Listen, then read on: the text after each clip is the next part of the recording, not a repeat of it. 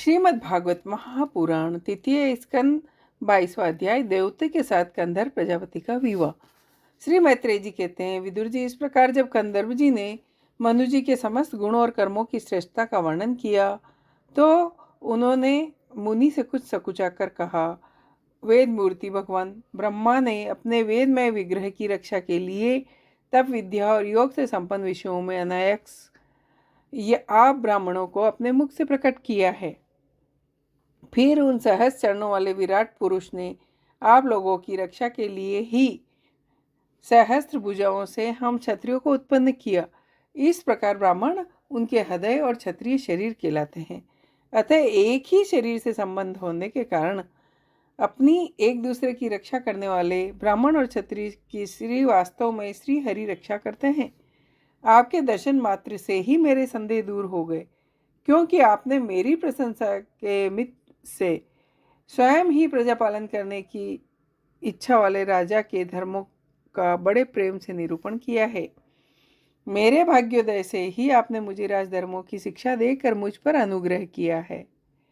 मैंने भी शुभ प्रारब्ध का उदय होने से ही आपकी पवित्र वाणी कान खोलकर सुनी। मुने, इस कन्या के स्नेहवश मेरा चित्त बहुत चिंताग्रस्त हो रहा है। यह मेरी कन्या जो प्रियवत और उत्तानपाद की बहन है, शील और गुण आदि में अपने योग्य पति को पाने की इच्छा रखती है। जब से इसने नारद जी के मुख से आपके शील विद्या रूप आयु के गुणों का वर्णन सुना है, तब से यह इसने आपको पति बनाने का निश्चय कर चुकी है। द्विजवर, मैं बड़ी श्रद्धा से आपको कन्या समर्पित करता हूँ, आप इसे स्वीकार करो। यह गृहस्थ उचित कार्यों के लिए सब प्रकार आपके योग्य है। जो पुरुष स्वयं किए हुए भोग का निरादर कर किसी की कृपण के आगे हाथ पर पसारता है, उसका फैला हुआ यश भी नष्ट हो जाता है। मैंने सुना है आप विवाह करने के लिए उद्यत है। आपका ब्रह्मचर्य एक सीमा तक है। कंधर्व मुनि ने कहा, ठीक है, मैं विवाह करना चाहता हूँ और आपकी कन्या का अभी किसी के साथ वागदान नहीं हुआ, इसलिए हम दोनों का सर्वश्रेष्ठ विधि से विवाह होना चाहिए। राजन, वेदोक्त विवाह विधि में प्रसिद्ध मंत्रों में बताया हुआ है, वह आपकी इस कन्या के साथ हमारा संबंध होने से सफल होगा। भला जो अपनी अंग कांति से आभूषण की शोभा को भी तिरस्कार कर रही है, आपकी उस कन्या का कौन आदर न करेगा। एक बार यह अपने महल की छत पर गेंद खेल रही थी। गेंद के पीछे दौड़ने के कारण इसके नेत्र चंचल हो रहे थे। पैरों के पैजब मधुर झंकार कर रहे थे। उस समय इसे देखकर गंधर्व मोहवश अचेत होकर अपने विमान से गिर पड़ा। वहीं इस समय यहाँ स्वयं आकर प्रार्थना कर रही है। यह तो साक्षात आप महाराज श्री स्वयंभू मनु की दुलारी कन्या और उत्तानपाद की प्यारी बहन है। रमणियों में रत्न के समान है। मैं आपकी इस साध्वी कन्या को अवश्य स्वीकार करूंगा, किंतु एक शर्त के साथ। जब तक इसके संतान न हो जाएगी तब तक मैं गृहस्थ धर्मानुसार इसके साथ रहूंगा। उसके बाद भगवान के बताए हुए संन्यास प्रधान हिंसा रहित धर्मों को ही अधिक महत्व दूंगा। मैत्रेय जी कहते हैं, कंधर्व जी केवल इतना ही कह सके, फिर वे हृदय में भगवान कमलनाभ का ध्यान करते हुए मौन हो गए। मुनि जी ने देखा कि इस संबंध में महारानी शत्रुपा और राजकुमारी की स्पष्ट अनुभूति है।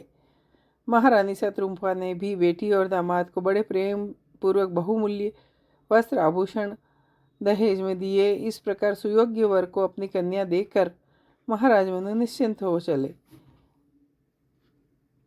चलती बार उनका वियोग न सह सकने के कारण उन्होंने अपनी बेटी को छाती से चिपटा लिया। बेटी कहकर रोने लगे। उनकी आंखों से आंसुओं की झड़ी लग गई। उनसे उन्होंने देवती के सिर के बाल भिगो दिए। फिर वे मुनिवर कंधर्व से पूछा, उनकी आज्ञा ले रानी के सहित रथ पर सवार हुए और अपने सेवकों सहित सरस्वती नदी के दोनों तीरों पर मुनियों के आश्रम की शोभा देखते हुए राजधानी में चले आए।